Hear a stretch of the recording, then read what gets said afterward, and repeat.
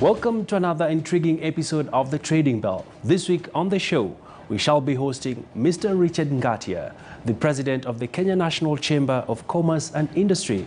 We shall be delving into matters trade agreements. How has Kenya coped under the COVID-19 period, and what lies ahead for the economy come 2021?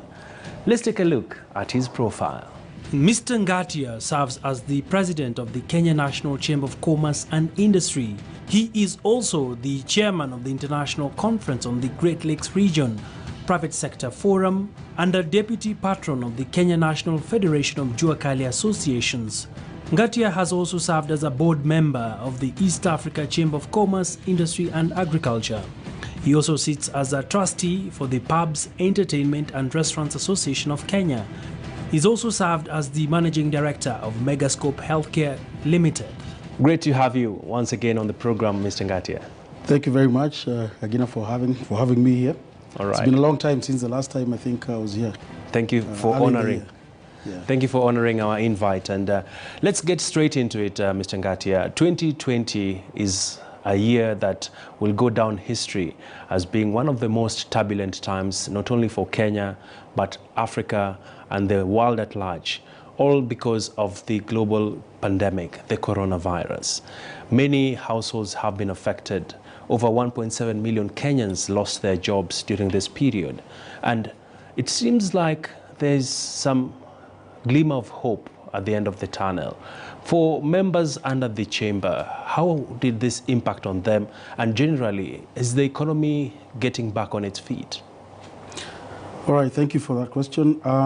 And I want to agree with you that we faced unprecedented times during this pandemic of COVID-19.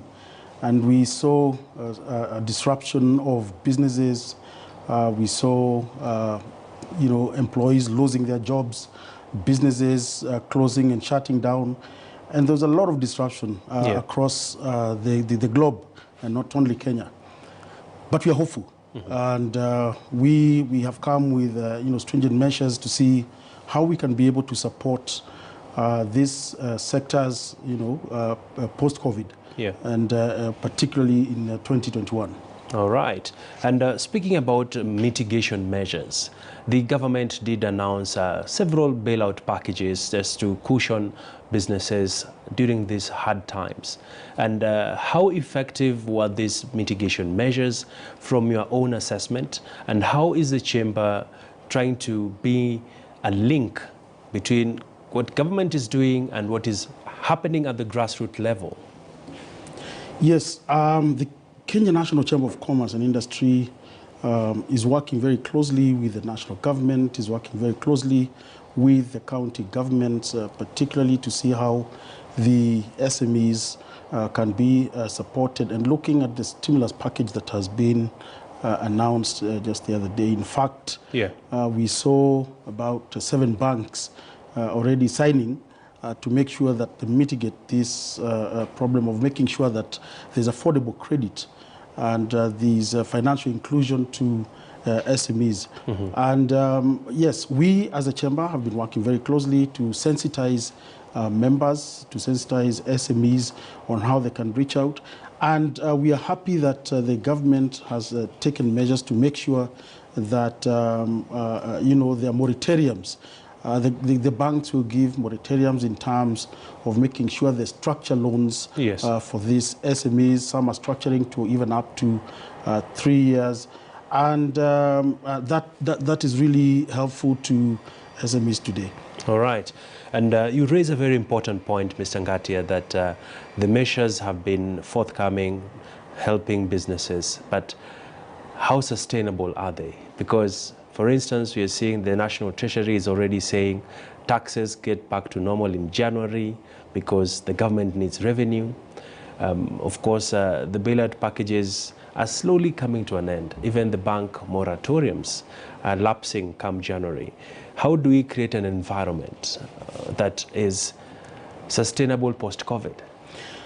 If you look at this guarantee scheme, it also guarantees the financial institutions so that they see the people they're lending to, there's no risk into that. And I think as much as we try to make sure that these sectors have actually been supported in making sure they have finances, they have credit, they have capital, we are also doing, we do capacity building for them, then we'll be able to sustain it. All right. And over and above that, we as the chamber are looking for opportunities available, not only in this country, but across the world, and particularly within the African continent. All right.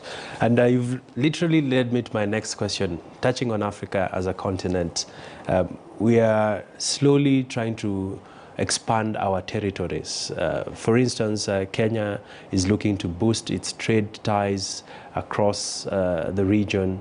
We do know that you sit in a very vital position as the Great Lakes. Perhaps talk to us about how, as a chamber, and with government support and government linkages, how are we aligning ourselves to make Kenya an investment destination for investors? How are we marketing the country to say we are investor ready when COVID subsides? I think one of the most important things is to know that, yes, and you mentioned the Great Lakes Region Private Sector Forum, that forms about 12 countries. We do have EAC, we do have within the region, we do have ECOWAS, we do have SADC. I think we are now preparing our SMEs or the private sector, to be prepared for the opening of the African Continental Free Trade Area. And these are opportunities that will be available not only in certain regions, but across the continent. And we are happy that about 22 countries were meant to have signed the treaties, but we have seen over 40 countries now signing.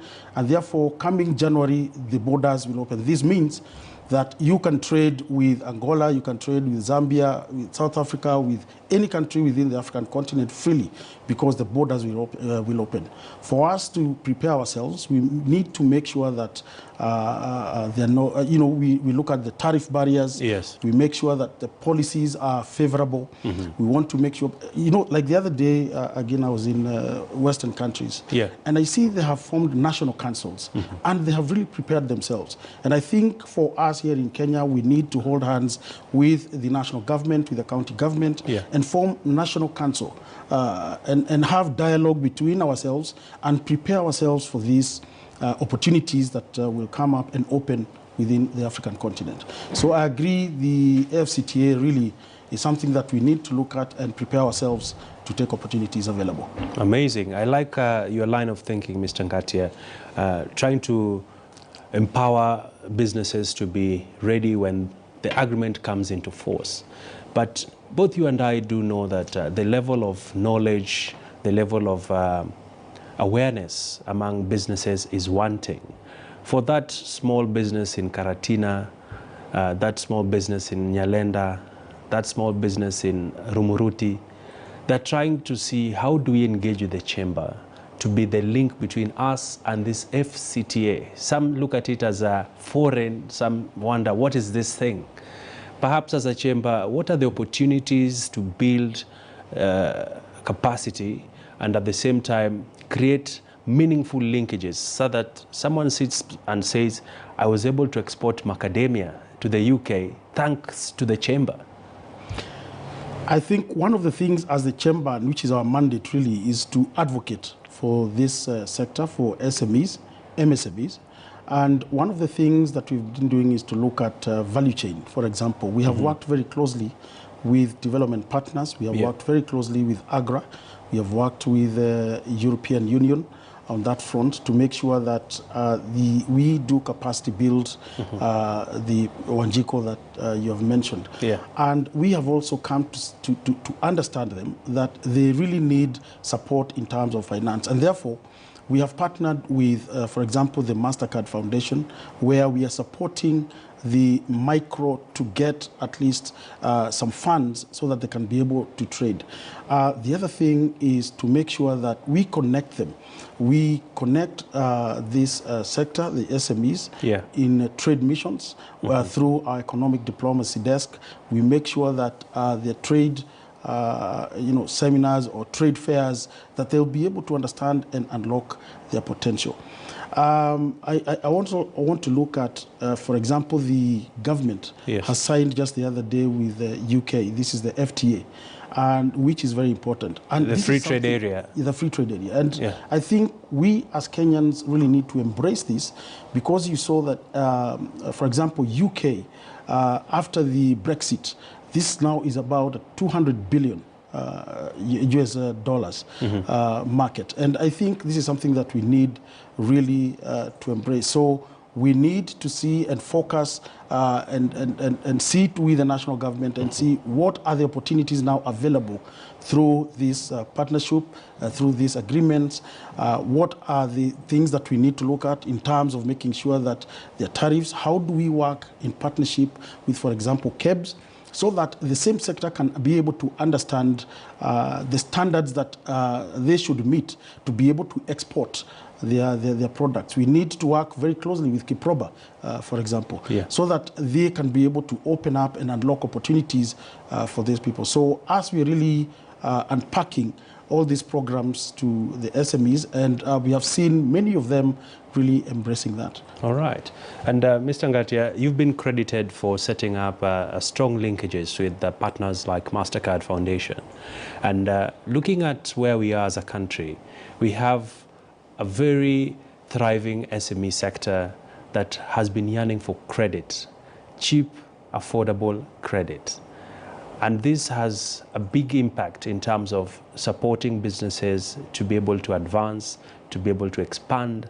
And are there perhaps talks between you and the national government and, of course, other actors in the value chains, especially in having a framework that will be able to do lending to small businesses, at the same time contemplating? I know one time you once said you might go the way that you might set up a bank, perhaps. I don't know, how viable is this? Well, not setting a bank, but what we have done so far, we have set up a SACCO, a SACCO that will, support our members, where our members can come and save and probably get back that money on affordable rates.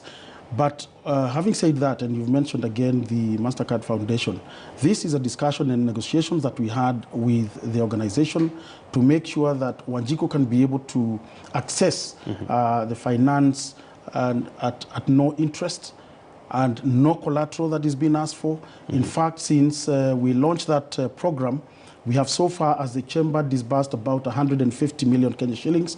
They have been able to take out of that money, about 52% has been repaid. They are taking it for 2 months, and it is a revolving fund for 1 year. But still, the MasterCard Foundation coming up with new and other programs that they can be able to support. Over and above that, we are in partnership with Amref Italia, where we want to look at women groups, association of women, and how we can be able to support them, how we can be able to capacity build them, and also provide them with small grants that they can be able to sustain their businesses, looking at post-COVID and the recovery measures.